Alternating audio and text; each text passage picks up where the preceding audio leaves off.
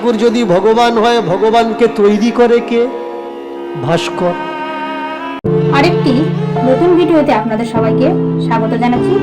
ভিডিওটি অত্যন্ত গুরুত্বপূর্ণ কিছু তথ্য এবং আলোচনা থাকায় আপনাদের মাঝে শেয়ার করলাম। আপনারা দেখবেন এবং অন্যের মাঝে শেয়ার করে দেবেন, যেন প্রতিটি মানুষের গুরুত্বপূর্ণ তথ্য সম্পর্কে জানতে পারে। ধন্যবাদ সবাইকে। চ্যানেলটি সাবস্ক্রাইব করে আমাদের সাথে থাকবেন। আর যে তৈরি করে সে তার বাবা মা। যে দুর্গা ঠাকুরকে লাখবার প্রণাম করছেন মা দুর্গা বলে, কুমারটলিতে কখনো গিয়ে দেখেছেন যেগুলো বিক্রি হয়নি তাদের কেউ প্রণাম করে না? কেন? কারণ ওগুলো এজেন্টদের আন্ডারে আসেনি। যে কটা এজেন্টদের আন্ডারে এসেছে ওই কটা মা। আর এই ভাস্করগুলো এত বুদ্ধিমান। দুর্গা পূজা হলো, দুর্গা ঠাকুর যদি বিক্রি না হয়, দুর্গা ঠাকুর পরে গিয়ে অন্নপূর্ণা হিসাবে বিক্রি হবে। লক্ষ্মী ঠাকুর যদি বিক্রি না হয়, পেঁচাকে হাঁস বানিয়ে দেবে, হাতের থেকে ভান্ডার কেড়ে নিয়ে একটা বিনা লাগিয়ে দেবে।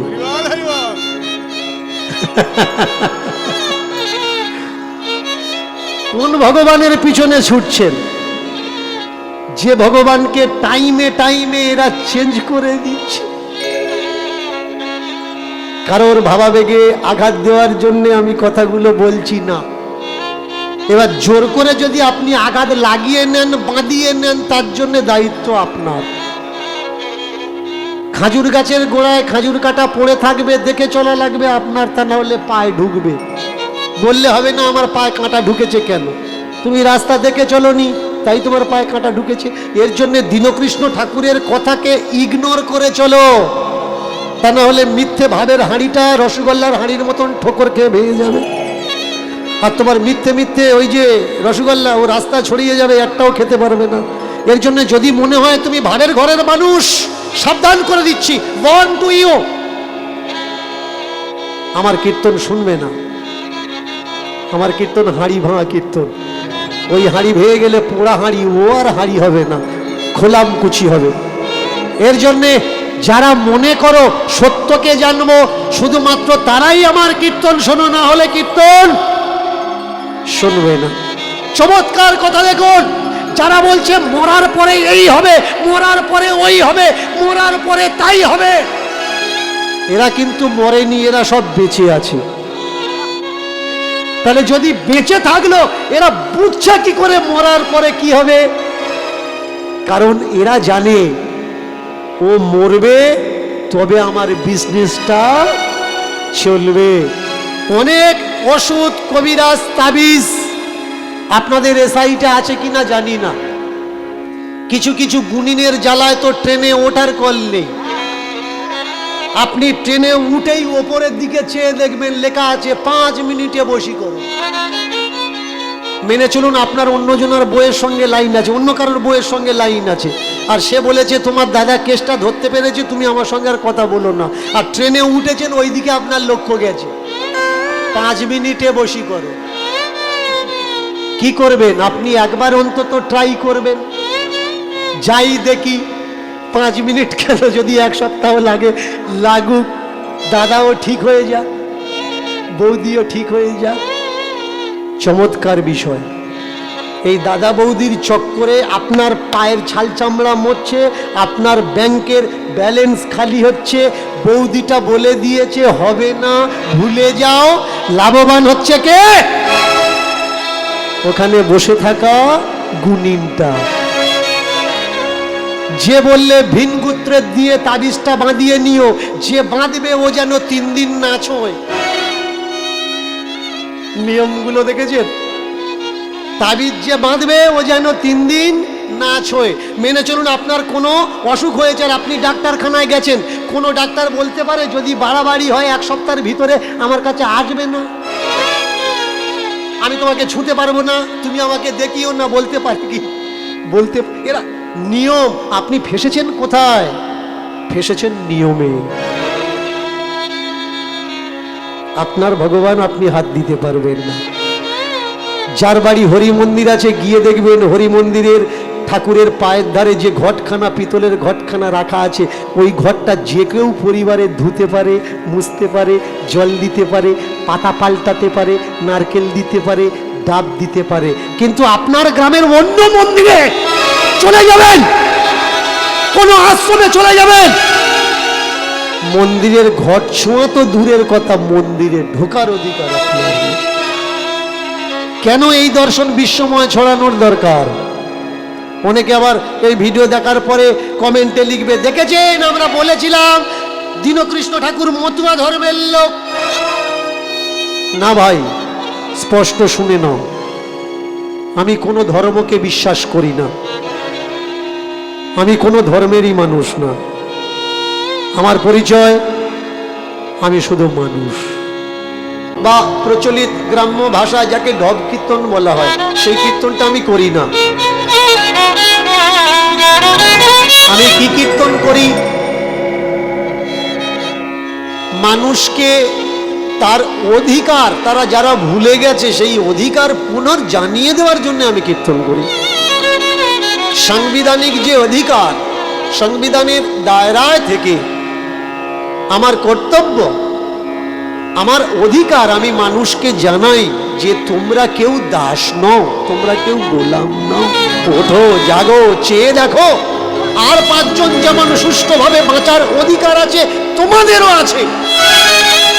আর সেই সাংবিধানিক অধিকারের দায়রায় থেকে সায়েন্টিফিক ইমপ্রুভমেন্ট অ্যান্ড ইনক্রিজ আমার মূল লক্ষ্য থাকে মানুষকে সঠিক রাস্তা দেখানো কীর্তনের মাধ্যমে, আর আমি সেটাই করি। এইবার শুনুন, মতুয়া একটা দর্শন। কেন? ঠাকুর আসার আগে কি ধর্ম ছিল না? ছিল। ঠাকুর চলে গেছেন, আজও ধর্ম আছে।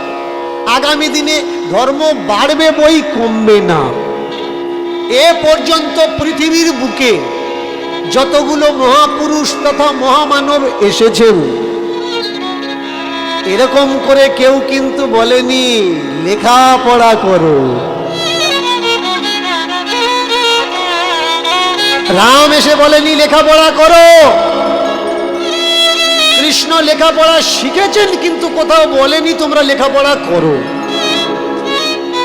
অবতার, বরাহ, কুর্ম, মৎস্য, রাম, পরশুরাম, যত অবতার আছে কেউ কিন্তু তার ভক্তদের, তার প্রজাদের বলেনি লেখাপড়া করো, লেখাপড়া শেখো, সবাই সমান। শুধু কিছু মানুষ, আর কিছু মানুষের ভিতরেই এক মানুষ। তার জন্যই আজকের আমরা এক জায়গায় হয়েছি। যদি আপনি মনে করেন মতুয়া একটা ধর্ম, আবার বলছি শুনুন, তাহলে কিন্তু মাথার চুল বড় করে সারা জীবন মাতান দিতেই থাকবেন।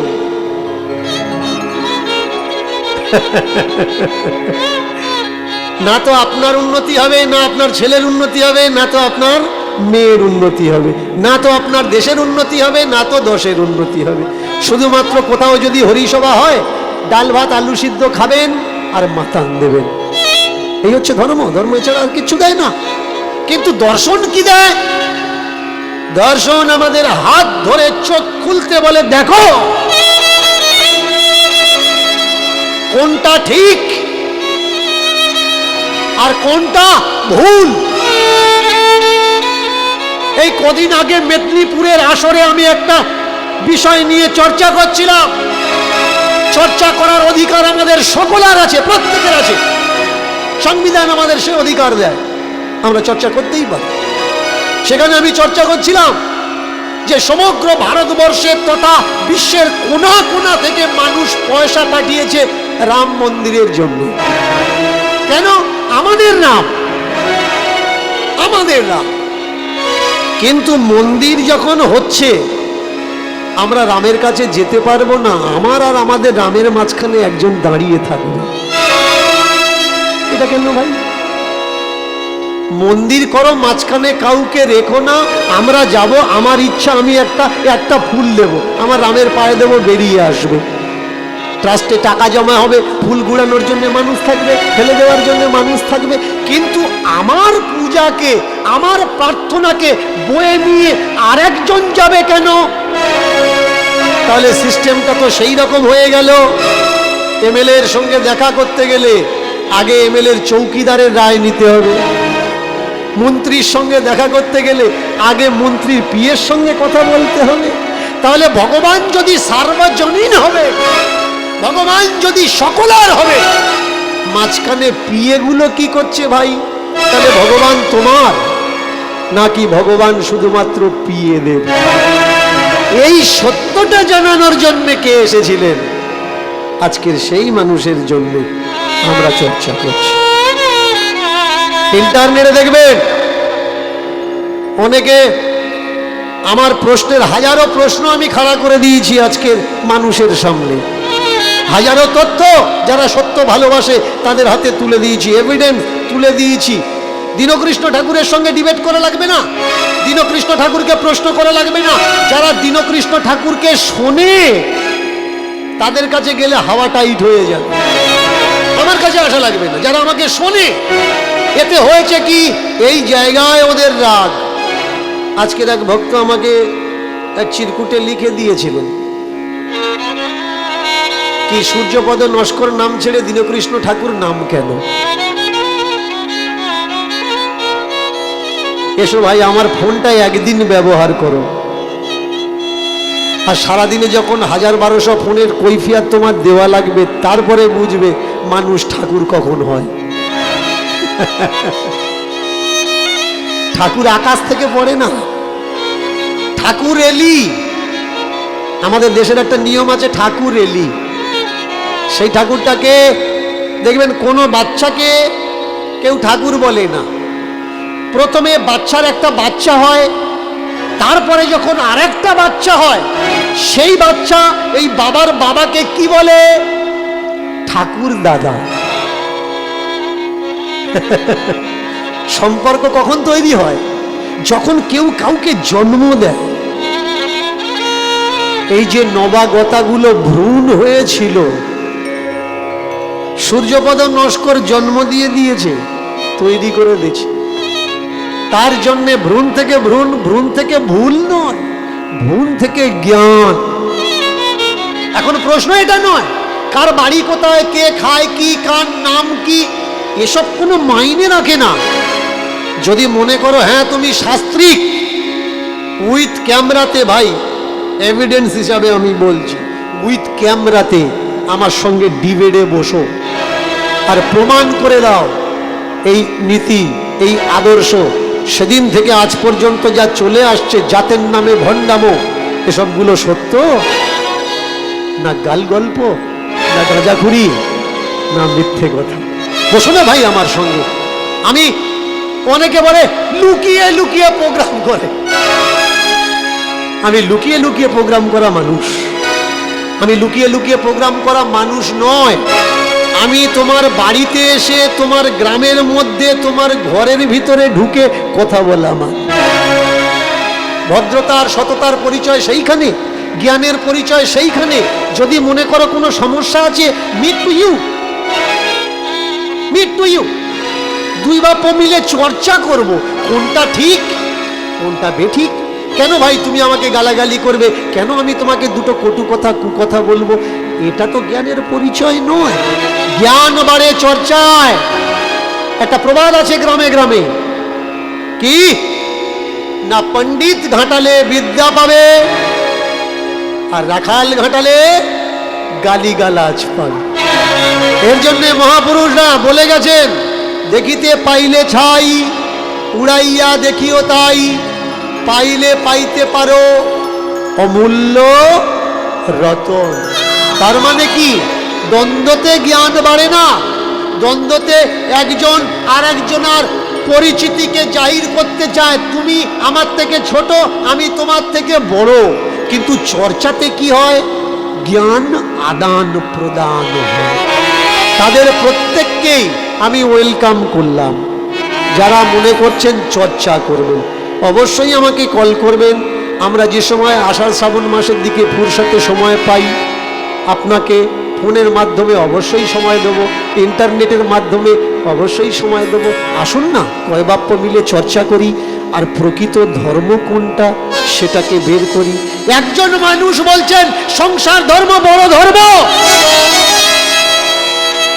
নিজে দোকানদার হয়ে নিজে ব্যবসা করে জীবকে শেখাচ্ছেন যে মালা তিলক মাইনে রাখে না, জীবন দর্শন মাইনে রাখে, কর্ম মাইনে রাখে, তুমি কর্ম করো। আর অবতারবাদ কি শেখাচ্ছে? অবতারবাদ শেখাচ্ছে কর্ম করা লাগবে না, আমাকে ধরো। মামেকং শরণম ব্রজ অহং ত্বাম সর্ব পাপেভ্যো মোক্ষয়ি স্বামী মা শুচি।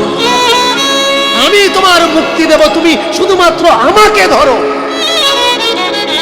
কিন্তু সেই জায়গায় দাঁড়িয়ে আমার ঠাকুর হরিচাঁদ বললেন তোমার উদ্ধার তুমি করবে, তুমি কারোর উপরে ডিপেন্ডেন্ট হও না। সেই জায়গায় দাঁড়িয়ে গৌতম বুদ্ধ বললেন আমি বলছি বলে কেউ বিশ্বাস করো না, শোনো, দেখো, যাচাই করো, তারপরে গ্রহণ করো কোনটা ঠিক আর কোনটা বেঠিক। এরা কি বলছেন? সম্পূর্ণ ভিন্ন কথা, সময়ের জাগতিক নিয়ম অনুসারে উল্টো স্রোতের কথা, যেখানে বলছে লেখাপড়া শেখা লাগবে না। এই আজকের একটা বিষয়, কোনো এক কীর্তনিয়ার ভাইপো সামনে পরীক্ষা এসে গেছে, আর তার দাদু তাকে বলছে লেখাপড়া লাগবে না, শুধু কীর্তন কর। বলুন, ওই ছেলেটা আইএস হবে, আইপিএস হবে, ওই ছেলেটা বিডিও হবে, ওই ছেলেটা আইডিও হবে, এসডিও হবে, ওই ছেলেটা সিএম পিএম হবে না।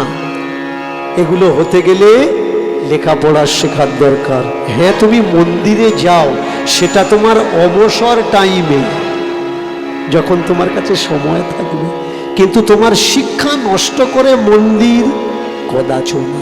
আগে শিক্ষা। এই জায়গায় তো ঠাকুর বলেছেন যদি ভিক্ষা করতে হয় তাও করো, শিক্ষার জন্য ভিক্ষা করো। পরিবারে অন্তত একটা ছেলেকে শিক্ষিত করো। কেন আমরা তাকে পূজা করব? কেন আমরা তাকে ভালোবাসবো? কেন আমরা তাকে গ্রহণ করব? কেন এই দর্শন সমগ্র বিশ্বব্যাপী ছড়ানোর দরকার? যেখানে একদল বলছে মালা নাও, তিলক নাও, প্রভুকে সেবা করো, সেই জায়গায় দাঁড়িয়ে আমার ঠাকুর বলছে মালা তিলক কিচ্ছু লাগবে না, নিজেকে তৈরি করো। কোনটা গ্রহণ করবেন? যে তোমার সত্তাকে জাগানোর চেষ্টা করছে, যে তোমার স্বাধীনতার ডালি নিয়ে তোমার হাতে দিতে চাচ্ছে, নাকি যে তোমাকে পরাধীন বানিয়ে তোমাকে গোলাম বানানোর চেষ্টা করছে? যে বলছে তোমার অর্থকে সঞ্চয় করো, অর্থকে অনর্থ নষ্ট করো না, এই মানুষটাকে গ্রহণ করবেন নাকি তাদেরকে গ্রহণ করবেন যারা বলছে অর্থ অনর্থের মূল টাকা পয়সাগুলো আমাদের দিয়ে দে, আমরা অট্টালিকার এসি ঘরে থাকবো, তোরা মুক্তি পাবি দান করার পরে, তোরা গাছতলায় থাক? তাকে গ্রহণ করবেন? বিচার আপনাদের। আজকে এই চর্চার মাধ্যমে একটা গল্প কথা আমরা শুনবো, আস্বাদন করব, আর সেই গল্পের মাধ্যমে আমরা আগে বাড়বো কোনটা সত্য আর কোনটা মিথ্যা। যে লীলা আমি আপনাদের আজকে শ্রবণ করাবো, সেই লীলা এক মা আর এক ছেলের ঘটনা, ছেলের কথা। মায়ের নাম বেশি দূরের কথা না, এই নৈমিষারণ, লখনৌ থেকে কাছাকাছি, যেখানে এই সব ধর্মগ্রন্থের রচনা করা হয়েছে, দাবি করা হয় ধর্মগ্রন্থের মত অনুসারে। মায়ের নাম কি? মায়ের নাম হচ্ছে সুরুচি। ভালো করে মন দিয়ে শুনবেন, মায়ের নাম কি? মায়ের নাম হচ্ছে সুরুচি। আর ছেলের নাম কি? ছেলের নাম হচ্ছে ধর্ম।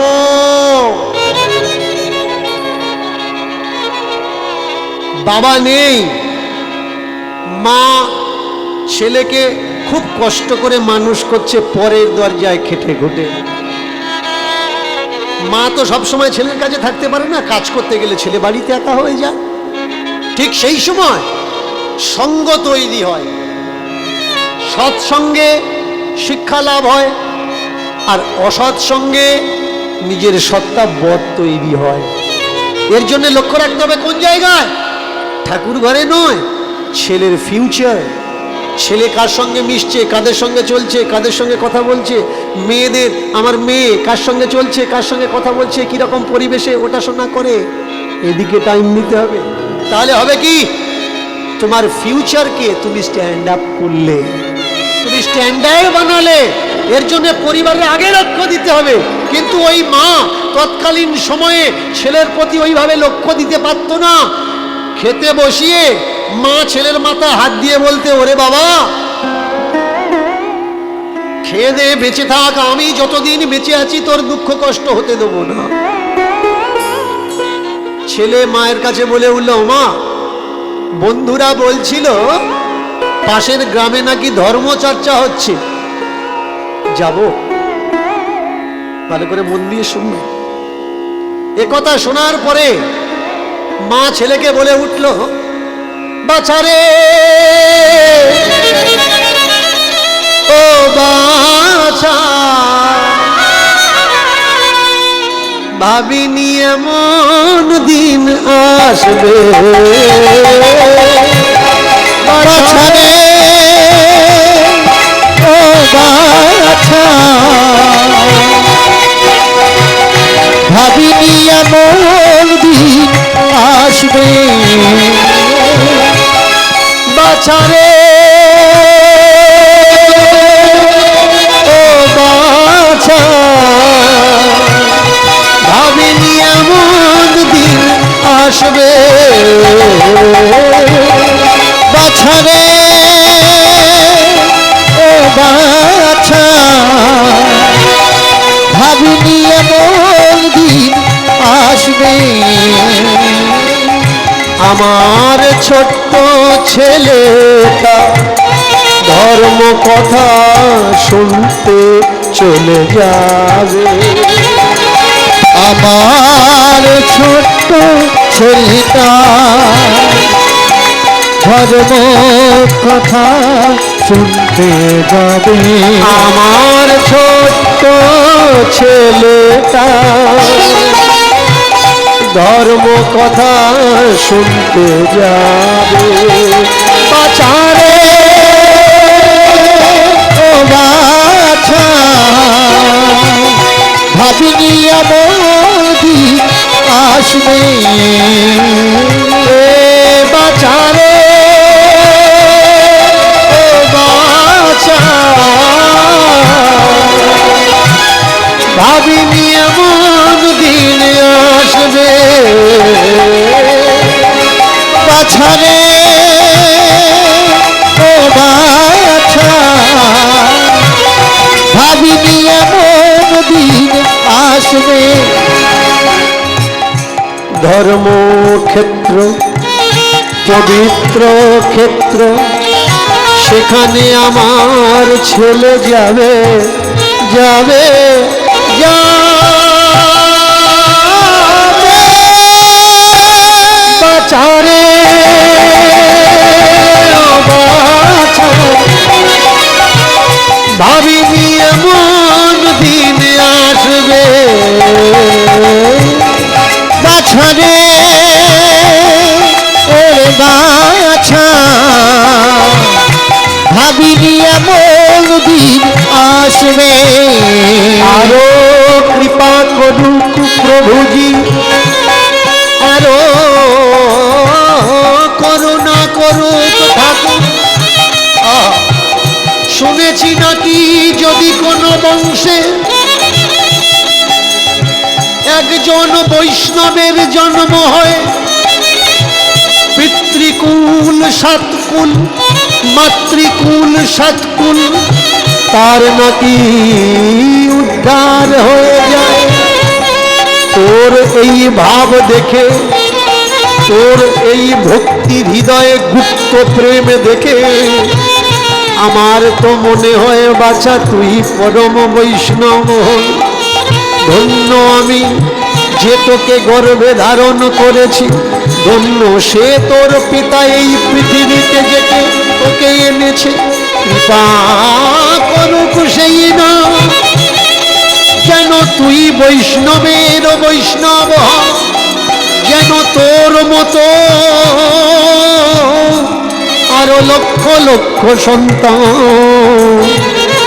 ঘরে ঘরে বিষ্ণু ভক্ত জন্ম।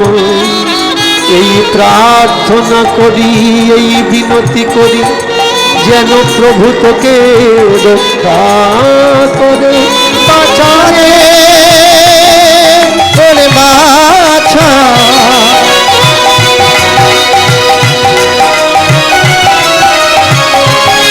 বাছারে ও বাছা, ভাবিনি এমন দিন আসবে। এ কথা শোনার পর মা নিজে হাতে ছেলেকে খাওয়াচ্ছে। হ্যাঁ বাবা, কেন যাবি না? ধর্ম কর্ম পথে অবশ্যই বাচ্চাকে এগিয়ে দেওয়ার দরকার, কিন্তু যে পথে বাচ্চা এগিয়ে যাচ্ছে আপনি তো আগে যাচাই করুন, বুঝুন সেটা ধর্মপথ না আপনার বাচ্চার জন্য সর্বনাশের পথ। পিছলা ভিডিওতে আমি আলোচনা করেছিলাম এই মতুয়া দর্শন বিস্তার হচ্ছে না কেন, প্রসার হচ্ছে না কেন? কারণ প্রসার করতে গেলে কিছু কলা, কিছু বিদ্যার দরকার। যে দেখে শেখে সে কিন্তু জীবনে ঠকে না, আর যে মনে করে আমি দেখে শিখবো না সে ঠকে শিখবে, আর ঠকতে ঠকতে তার অস্তিত্বই শেষ হয়ে যাবে।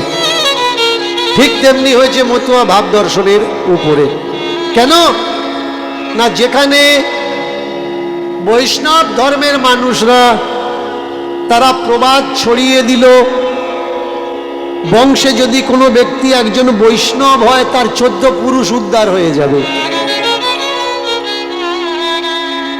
সেখানে কিন্তু মতুয়া দর্শনে এমন কথা ছড়ানো নেই। কি কথা ছড়ানো আছে, প্রচার কি আছে, কথিত কি আছে? যত পাপ করো, অন্যায় করো, কামনা সাগরে ডুব দাও, পাপ মুক্তি হয়ে। আচ্ছা ভাই, কামনা সাগরে ডুব দিলে পাপ তোমার মুক্তি হয়ে গেল, তুমি মরে গেলে তারপরে কি হবে? খাবারের যদি বৃদ্ধি না হয়, শুধু যদি সমাপ্তি হয়, তাহলে বাড়তে পারে কি? বাড়তে পারে না। ঠাকুর শ্রী অনুকূল চন্দ্র তিনি বলেছেন কি, যজন যাজন ইষ্টভীতি। যজন করো, যাজন করো, ইষ্টভীতি।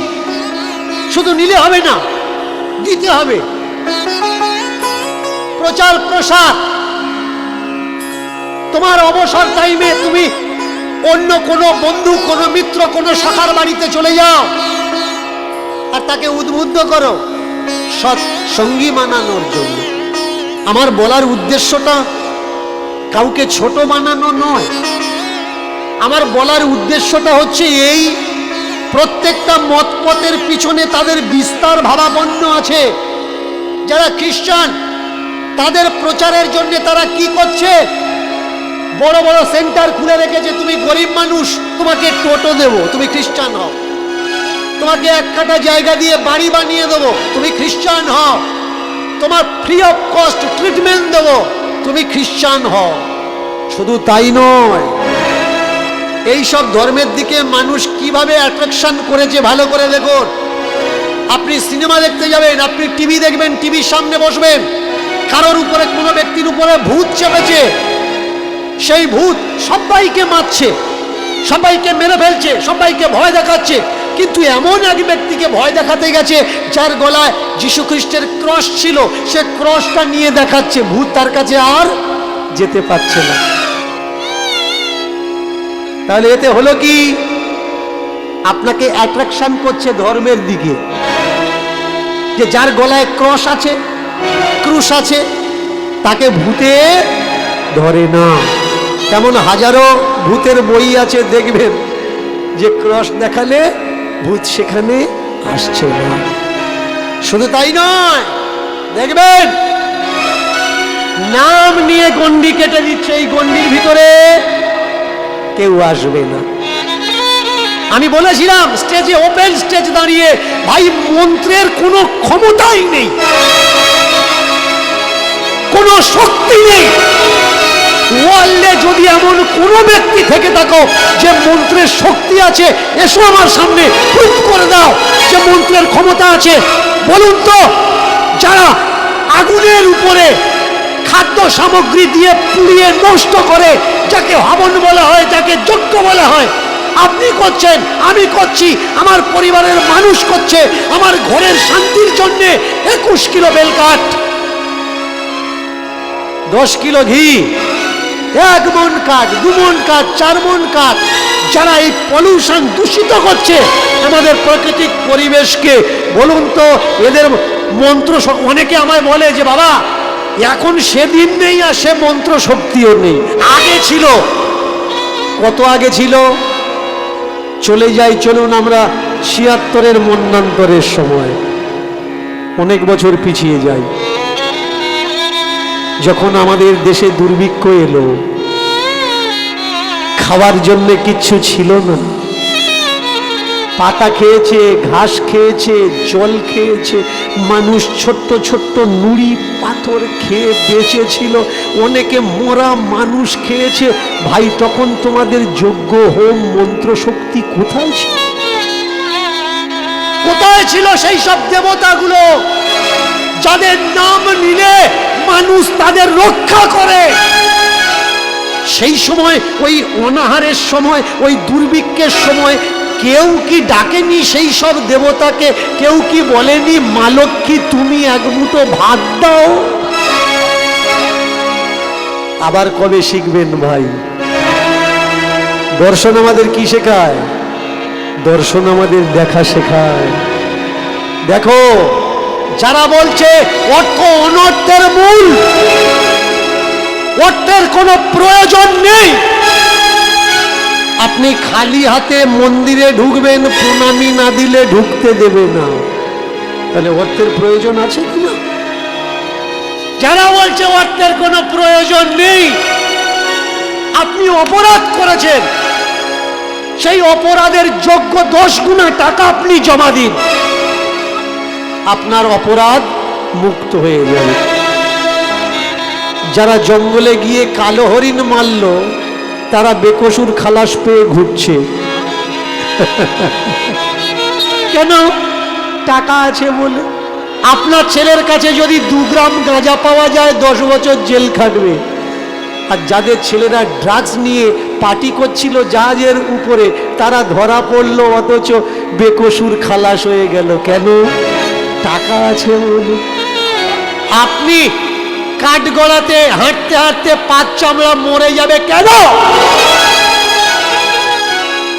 আপনার কাছে প্রয়োজনের অর্থ আপনি রাখেননি, তাই এর জন্য প্রয়োজন অর্থ দরকার।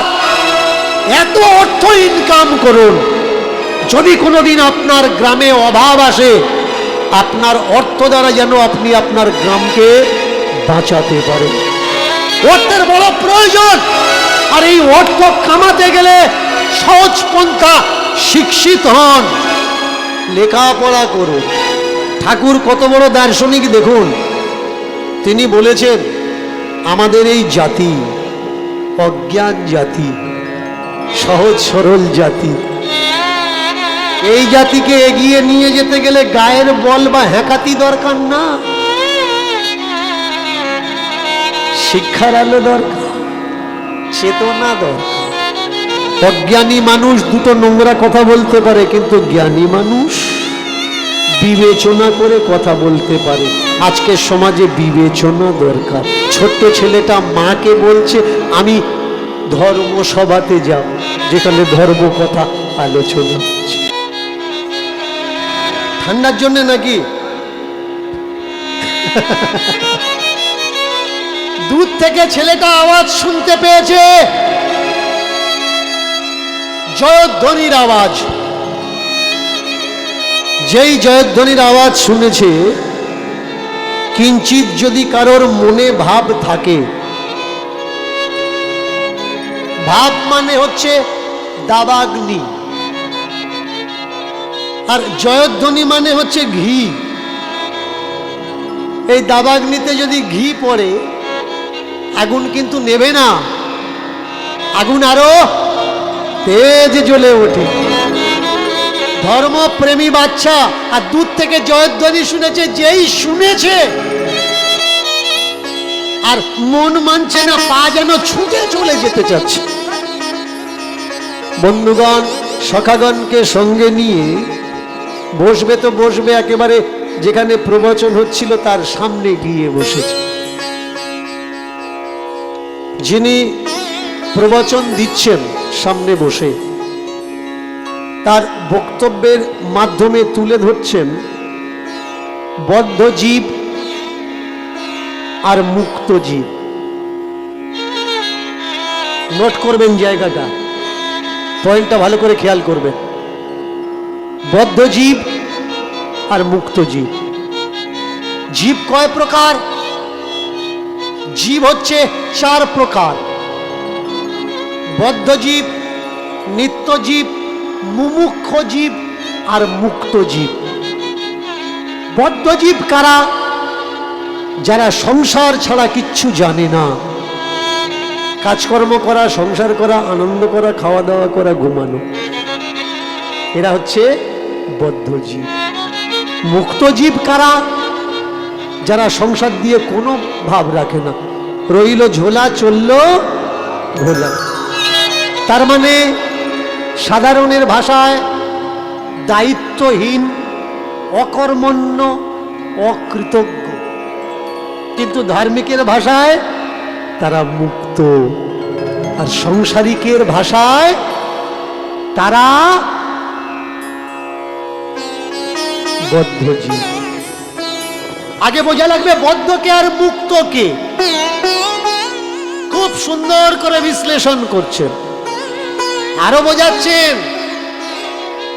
এই যে তোমরা যাকে বাবা বলছো, মা বলছো, এরা অরিজিনাল বাবা মা না, এ তো মায়ার বাবা মা। এ তোমাকে জন্ম দিয়েছে, এ তোমাকে জন্ম দেয়নি। বাবা মার প্রেম ও মিলনে কোন সময় তুমি এসে গেছো? কথা, তোমাকে ওরা আনেনি, তুমি এসে গেছো। তার জন্য এই বাবা মাকে বাবা মা বলে স্বীকার করা লাগবে না। পরম পিতা পরমেশ্বরকে, পরম পিতা পরমেশ্বর হলো শ্রীকৃষ্ণ। যে যে মত পথের মানুষ, যারা শৈব তারা বলছে শিবই হচ্ছে পরম পিতা, যারা ব্রহ্মবাদ ব্রহ্মকেই মানছেন সর্বশ্রেষ্ঠ, যারা শক্তির উপাসক তারা কালীকে মানছেন, যারা গণপত্য তারা গণেশকে মানছেন। মতপদ বিচার সবার আলাদা। শেখাচ্ছে কি? পরম পিতা তো সেই জগতের জগৎপতি, জগদীশ্বর। সকলে ছেড়ে দেবে, সে তোমায় ছাড়বে না। ছোট্ট ছেলেটা এই প্রবচন শুনতে শুনতে বন্ধুদের জিজ্ঞাসা করছে, হ্যাঁ রে বন্ধু, তাহলে আমার বাবা মা নয়? জগদীশ্বর জগৎপতি যদি আমার বাবা হয়, আমার মা হয়, আমার সর্বস্ব হয়, তাহলে বুঝবো কি করে সে আমার বাবা, সে আমার। কথা বলছো কেন? ওঠো, উঠে দাও, কথা বলছো কেন? না, আমার এই বন্ধুটা বলছে যে জন্মদাতা বাবা মা যদি বাবা মা না হয়, তাহলে আমাদের আদি আসল বাবা মা কি? এই কথাটা আমরা দুজনে চর্চা করছিলাম। উঠে দাঁড়াও। উঠে দাঁড়িয়েছে, জমনি উঠে দাঁড়িয়েছে। বলো না মহারাজ, আমি জানতে চাচ্ছিলাম আমাদের আসল বাবা মা কে। ওরে মূর্খ, এখনো জানিস না? এত বড় হয়েছিস, যে জগৎ, যে সৃষ্টিকে, অনন্ত কোটি বিশ্ব ব্রহ্মাণ্ডকে যে রচনা করেছে, অনন্ত কোটি বিশ্ব ব্রহ্মাণ্ডকে রচনা করেছে, হ্যাঁ, তিনি হলেন পরম পিতা পরমেশ্বর। আচ্ছা, তাহলে তাকে পাবো কোথায়? অন্তত একবার দেখি, এক ঝলক তাকে দেখি। এইবার পাঠকজি বলে উঠলেন, বাড়িতে বসে তাকে দেখা যায় না, মূর্খ কোথাকার। তাকে দেখতে গেলে ঘর ছাড়া লাগে, জঙ্গলে জঙ্গলে বনে বনে ঘোরা লাগে, ঠান্ডার সময় হিমালয়ে, গরমের সময় আগুন জ্বালিয়ে তপস্যা করা লাগে, তবে সেই পরম পিতাকে উপলব্ধি করা যায়, দর্শন পাওয়া যায়, না হলে পাওয়া যায় না। একটু নক করবেন। এই সকল কথাগুলো যারা বলছে, ঘর ছাড়লে তবে তাকে পাবে, হিমালয়ে তপস্যা করলে তবে তাকে পাবে, জঙ্গলে তপস্যা করলে তবে তাকে পাবে, জলে বর্ষায় ভিজে তপস্যা করো তবে তাকে পাবে, এই ভিতরে শতকরা হিসাব নিয়ে দেখবেন 99.9% মানুষ কেউ কিন্তু ঘর ছাড়া নি, গদি নিয়ে বসে আছে, অট্টালিকার ভিতরে বসে আছে, এসি ঘরে বসে আছে, আর তারাই বলছে ঘর ছাড়ো তবে তুমি ভগবান পাবে। আর ওই যে 99.9 এর পরে যে 1% মানুষ আছে আমাদের সমাজের, সেই সব বোকাগুলো ঘর ছেড়ে দিয়ে এখানে ওখানে ঘুরছে, যখন পেটে টান ধরছে তখন কোনো একটা সাইড নিচ্ছে, কোনো আশ্রমের আন্ডারে চলে যাচ্ছে, চাকর খাটো তবে খাওয়া পাবে। সেই যখন চাকর খাটতে হবে, ওদের বাড়িতে গিয়ে কেন খাটবো ভাই? চাকর খাটার জন্য তো আমার বাড়ি আছে। সেই যখন ঘাস সাফ করব, ওদের বাড়িতে গিয়ে কেন করব? ঘাস পরিষ্কার করার জন্য তো আমাদের বাড়িটা আছে। সেই যখন গুরু সেবা করতে হবে আশ্রমে গিয়ে, তাহলে পিতামাতা স্বরূপ গুরু তো আমার বাড়িতে বসে আছে, ওখানে সেবা করতে আমার অপরাধ কোন জায়গায়? নানান প্রশ্ন মাথায় ঢুকে গেল। অনেক কথা শুনেছে, সকাল থেকে বিকেল বেলা বাড়িতে চলে আসলো। আর আসার সময় একটা জিনিস রট্টা মারছে, বিশ্বাস করো, বিশ্বাস করো, বিশ্বাসে মিলায় বস্তু, তর্কে বহু দূর। বিশ্বাস করো, বিশ্বাস করলে তাকে পাবে, আর না বিশ্বাস করলে তাকে হারাবে। বিশ্বাস করো, বিশ্বাসে মিলায় বস্তু, তর্কে বহু দূর। বিশ্বাসে মিলায় বস্তু, তর্কে বহু দূর। সন্ধ্যার পরে মা এসে জিজ্ঞাসা করছে, হ্যাঁ রে খোকা, খোকা বল কি পেলি তুই গিয়ে ধর্মশনে? খোকা বল কি পেলি তুই গিয়ে ধর্মশনে? খোকা বল কি পেলি তুই গিয়ে ধর্মশনে? খোকা বল তুই গিয়ে ধর্মশনে? খোকা বল বল তুই গিয়ে ধর্মশনে? বিশ্বাসে মিলায় বস্তু, তর্কে বহুদূর। বিশ্বাসে মিলায় বস্তু, তর্কে বহুদূর। বিশ্বাসে মিলায় বস্তু, তর্কে বহুদূর।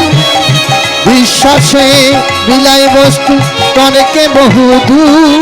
এই মন্ত্র পেয়েছি মা গিয়ে ধর্মসুর। বল কি পেলি গিয়ে ধর্মশনে? বল বল তুই কি পেলি গিয়ে ধর্মশনে? বল বল। এই খোকা, ধর্ম কথা শুনতে গেলি কি পেলি? ধর্ম কথা শুনতে গিয়ে জানতে পারলাম, বিশ্বাসে মিলায় বস্তু, তর্কে বহু দূর।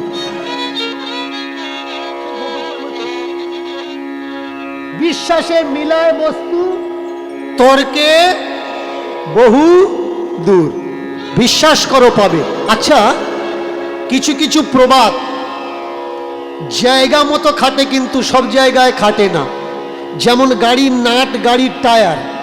বাইকের টায়ার বলেই যে সব বাইকে লাগবে তা না, বাইকের টায়ারের একটা নাম্বার থাকে, গাড়ির টায়ারের একটা নাম্বার থাকে।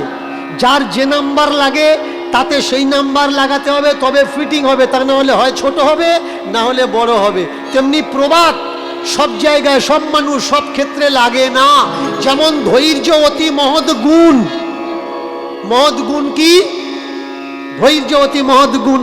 তাহলে ধৈর্য যদি অতি মহৎ গুণ হয়, মেনে চলো প্রচন্ড তোমার পেশাব পেয়েছে আর তুমি ধৈর্য ধরে বসে আছো, তাহলে কি হবে? যত ধৈর্য ধরবে অত প্যানময় হবে। এই জায়গায় কিন্তু ধৈর্য দিলে হবে না। মেনে চলুন, কেউ তোমাকে মারতে আসছে, ধৈর্য অতি মহৎ গুণ। বাচ্চা কটাকে চুপ করান। ধৈর্য অতি মহৎ গুণ, তুমি চুপচাপ দাঁড়িয়ে আছো, তাহলে কি হবে? তোমার নতুন জামা কাপড় ছিঁড়বে। আগে বুঝতে হবে ধৈর্য অতি মহৎ গুণ, তার মানে এই নয় কোনো ষাঁড়ে তাড়া করেছে তুমি রাস্তায় দাঁড়িয়ে থাকবে, কোনো ভয়সা তাড়া করেছে তুমি রাস্তায় দাঁড়িয়ে থাকবে। আগে বুঝতে হবে কোন ধৈর্যের কথা বলা হয়েছে। মেনে চলো, চাকরির জন্য ইন্টারভিউ দিতে গেছো, যোগ্য প্রার্থী তুমি পাওনি, ধৈর্য হারা হলে হবে না, আবার ইন্টারভিউ দাও, আবার ইন্টারভিউ দাও, আবার ধৈর্যের সহকারে ইন্টারভিউ দিতে দিতে দিতে দিতে একদিন চাকরি তোমার অনিবার্য হয়। একটা জমিতে ফসল ফলছে না, হাল ছেড়ে দিও না, কোপাতে থাকো, খুরপি দিয়ে জল দিতে থাকো, গাছ চারা লাগাও, আগাছা সাফ করতে থাকো ধৈর্যের সঙ্গে, একদিন ওই নোনাতে সোনা ফলবে। এই প্রবাদ সব জায়গায় খাটে না। ছেলেটাকে মা জিজ্ঞাসা করছে, ও মা, ও বাবা, ধর্ম মত পথ শুনতে গিয়ে কি শিখলি? বললে বিশ্বাস করো তাকে পাবে। বিশ্বাসে মেলায় বস্তু, তর্কে বহুদূর। আপনাকে কি শিখিয়ে দেওয়া হলো? তর্ক করো না। আপনাকে অশিক্ষিত বানানো হলো, মেনে নাও। ইউ অ্যাকসেপ্ট মি, যা বলবো, যেখানে বলবো, যে অবস্থায় বলবো। তোমরা যারা বলছো ভাই মতুয়া একটা ধর্ম, বলো এই কথাটা মানতে পারবে যে যা বলবে বিশ্বাস করা লাগবে? যেখানে ঠাকুর বলছে বিচার করো, পরখ করো, দেখে নাও, সেখানে তো বিশ্বাসের প্রসঙ্গ আসে না। আগে বুঝতে হবে তোমার সত্তা হারিয়ে কিছু পাওয়া যায় না ভাই। মা বেশি লেখাপড়া জানে না, তথাকথিত মতপথের মানুষ। মা বললে যখন গুরুরা বলেছে নিশ্চয়ই বিশ্বাস করলে তাহলে পাবে। এইবার খাওয়া দাওয়া হয়ে গেছে, ছেলে অনেক জ্ঞান সংগ্রহ করে বাড়ি এসেছে। এক বিছানাতে মেঝের উপরে মা ছেলে দুজনে শুয়ে, মা ছেলেকে বুকের মধ্যে ধরেছে। ওরে বাবরে, তুই কত জ্ঞান অর্জন করেছিস। এবার মাকে ঠুকছে, ও মা, মা তুমি নাকি আমার আসল মা নও। ও মা, বাবা নাকি আমার আসল বাবা নয়, আর একজন নাকি আমার আসল বাবা আছে, তার নাম জগৎপতি। বলুন, কোনো বড় দাদার সামনে ছোট ভাই দাঁড়িয়ে যদি প্রশ্ন করে, দাদা শুনছিলাম তুমি নাকি আমার দাদা নও, বুকে কেমন চোট লাগবে? কোনো বাবার সামনে দাঁড়িয়ে কোনো ছেলে যদি প্রশ্ন করে, বাবা শুনছিলাম তুমি নাকি আমার বাবা নও। কোনো মায়ের সামনে দাঁড়িয়ে কোনো ছেলে যদি প্রশ্ন রাখে, মা তুমি নাকি আমার অরিজিনাল মা নও। মা ছেলেটাকে বুকে জড়িয়ে ধরেছে। ধর্ম রে, আমি জানি না আমি তোর সত্যি সত্যি মা কিনা। তোকে তোকে আমি কমাস গর্ভে ধরেছি, পেটে ধরেছি বাবা। অনেক যন্ত্রণা সহ্য করে মৃত্যুর সঙ্গে পাঞ্জা কষে আমি তোকে পৃথিবীতে নিয়ে এসেছি। যখন তুই প্রস্রাব করতিস ভিজে কাপড়ে আমি ঘুমাতাম, আঁচলটা পাল্টে শুকনোটা তোর দিকে দিতাম। আমার খাবার ছিল না, আমি না খেয়ে জল খেয়ে বেঁচেছি, কিন্তু আমার বুকের অমৃত ধার আমি তোর মুখে তুলে দিয়েছি।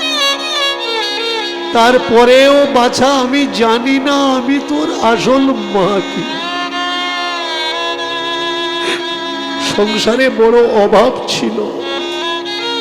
তোর বাবা আমাকে বলতো আমি এক মুঠো কম খাই, তুমি বেশি খাও এক মুঠো, কারণ তোমার বুকে দুধ না হলে বাচ্চাটা বাঁচবে কি করে। আমি জানি না ওই বাবাটা অরিজিনাল বাবা কিনা। তুই বলতো বাছা, আমি যদি অরিজিনাল না হই, আসল না হই, তোর বাবা যদি আসল না হয়, তাহলে সত্যি সত্যি বাবা কোনটা?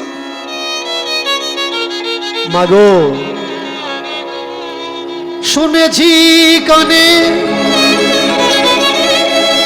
পরম পুরুষ পরম পিতা বলে আছে একজন,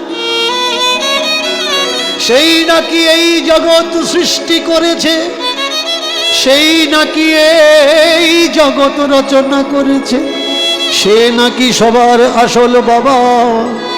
আর এই জগতে জন্মদাতা পিতা মাতা ওরা নাকি মায়া বাবা, ওরা নাকি মরে যাবে, থাকবে না, ওরা নাকি আবার আসবে, আবার আসবে। এই সম্পর্ককে মায়ার সম্পর্ক বলে। আরে খোকা, একটা দিন তুই শাস্ত্র কথা শুনতে গেলি, একদিনে তুই এত কিছু শিখে ফেলেছিস বাবা। ধর্ম কথা শুনতে গিয়ে ধর্ম জ্ঞান অর্জন করে বাবা মাকে পর করে দিলি বাবা। এখন বুঝতে পারছি তোকে ধর্ম কথা শুনতে পাঠানোটাই আমার ভুল হয়েছে। ভাবিয়া করিও কাজ, করিয়া ভাবিও না। আমাদের মতুয়া সমাজের ভিতরে খুব গুণী লেখক একজন, তিনি তার ফেসবুক আইডিতে আমাকে নিয়ে লিখেছেন যে দীনকৃষ্ণ ঠাকুরের হাতে লাল সুতো আর কিছু দেখলাম, এগুলো বলতে পারবেন ওগুলো কি? দেখেছেন আমাদের সমাজের লেখকের অবস্থা, দশা কি? যে কথাগুলো আমি বললাম সেই কথার উপরে সে নক করলো না, বা সেই কথা মানুষের কাছে পৌঁছে দিল না। মানুষের কাছে পৌঁছে দিচ্ছে কি? দীনকৃষ্ণ ঠাকুরের হাতে কি। বাড়বে ভাই এ দর্শন, এ দর্শন যাদের বাড়ানোর দায়িত্ব ছিল, যারা বাড়াচ্ছে তাদের হাতে কি আছে, পায়ে কি আছে, মাথায় কি আছে, গায়ে কি আছে, সেই দিকে লক্ষ্য করছে এরা। এদের লক্ষ্যটা ধর্ম বাড়া দিয়ে নয়, দর্শন বাড়া দিয়ে নয়, সমাজের শান্তি রক্ষা নিয়ে নয়। কিভাবে না বাড়ানো যায়, শুধুমাত্র নিজের গদিতে বসে নিজের গদি বিস্তার প্রসার করা যায়, এই এদের চিন্তা ভাবনা। আমরা আমাদের ছেলে মেয়েদের পাঠিয়ে দিচ্ছি কোথায়? গুরুমুখী পন্থায়। গুরু করো, গুরু না থাকলে তোমার মুক্তি হবে না, গুরু না থাকলে তোমার মুক্তি হবে না। এই গুরু পরম্পরা প্রথা শিখদের ভিতরে শিখ গুরু তুলে দিয়েছেন। শিখ গুরু লাস্ট গুরু হয়েছে, এরপরে আর কোনো গুরু নেই। একটাই নাম বলা হয়, সত শ্রী অকাল, বায় গুরুজি কি খালসা। একটাই গুরু, এরপরে গুরু আসনে কেউ বসেনি, কারণ তিনি দেখেছিলেন গুরু আসনটা বড় ভয়ঙ্কর, আর এই আসনে যদি জোচ্চর বসে তাহলে তো সমাজের অবস্থা থাকবে না। যাদের নিজেদের তেল কেনার পয়সা নেই তাদের পায়ে দেখবেন মানুষ তেল দিতে দিতে পা চকচকে করে ফেলেছে। কেন না, তারা আজকের গুরুর আসনে বসেছে। যাদের এক সময় খাওয়া হতো না, খোঁজ নিয়ে দেখবেন তারা দামি ফরচুনারে ঘুরে বেড়াচ্ছে, সুমোতে ঘুরে বেড়াচ্ছে, স্করপিওতে ঘুরে বেড়াচ্ছে। কেন না, তারা গুরু আসনে বসেছে। এই গুরু পরম্পরা, গুরু প্রথা বড় ভয়ঙ্কর। গুরু অবশ্যই করার দরকার। তাকে গুরু করুন যে আপনার থেকে বেশি জানে। জীবনে তাকে গুরু কোনো সময় করবেন না যার থেকে আপনি বেশি জানেন। কারণ যে আপনার থেকে বেশি জানে তাকে যদি গুরু করেছেন আপনি অনেক কিছু জানতে পারবেন। আর তার থেকে যদি আপনি বেশি জানেন তাকে যদি গুরু করেন তাহলে আপনি যা জানেন অতটুকু ভুলে যাবেন। কোনো চর্চা, কোনো জ্ঞান লেনদেন হবে না। মা বলছে আমার ভুল হয়েছে, আমার ভুল হয়েছে, আমার ভুল হয়েছে, বড় ভুল করেছি, তোকে ধর্মস্থানে পাঠিয়ে আমার উচিত হয়নি। কিন্তু বাচ্চাকে যদি একবার রাস্তা দেখিয়ে দেওয়া হয় আর সেই রাস্তাটা যদি খারাপ হয়, ওই বাচ্চাকে আপনি আর ফেরাতে পারবেন না। ছোট্ট বাচ্চাটা ভাত খাচ্ছে না বলে মা, ঠিক দিদিমা, ঠাম্মা, পিসিমা কি করছে, মোবাইল চালিয়ে দিয়ে কার্টুন দেখছে। ছেলেটা ঠান্ডা হয়ে আছে, মোবাইলটা ধরে আছে, মা পাশ থেকে খাওয়াচ্ছে। ওর ভাত খাওয়ানোর ওই সিস্টেমটা আগামীতে গিয়ে ওর জীবনের কত বড় সর্বনাশ হবে। এই যে ভাত খাওয়ার জন্য ধরিয়ে দিলে ছোটবেলায়, বড় হলে আর ছাড়াতে পারবে তো? কোন টাইমে কি দিতে হয় এটা আগে জানতে হবে। কাঁদছে কাঁদুক, 10 মিনিট পরে খাবে, জরুরি এটা নাকি এক্ষুনি মোবাইলটা ধরে দিতে হবে?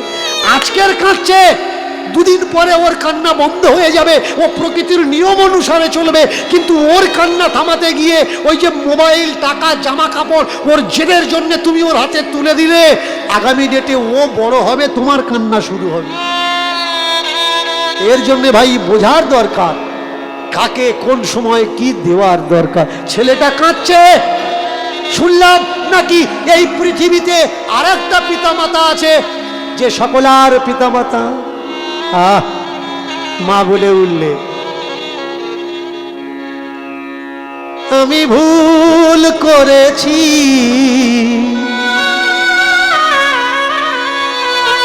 তোকে পাঠিয়ে,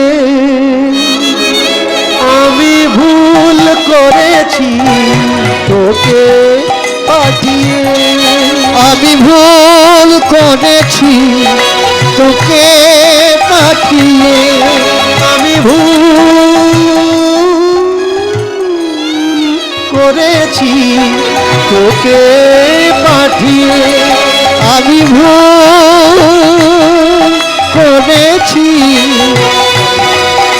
তোকে পাঠিয়ে। শিখে এলি তুই এমন জ্ঞান, ভুলে গেলি বাপ মায়ের অবদান, ভুলে গেলি বাপ মায়ের অবদান। তুই শিখে এলি সব এমন জ্ঞান, ভুলে গেলি বাপ মায়ের অবদান।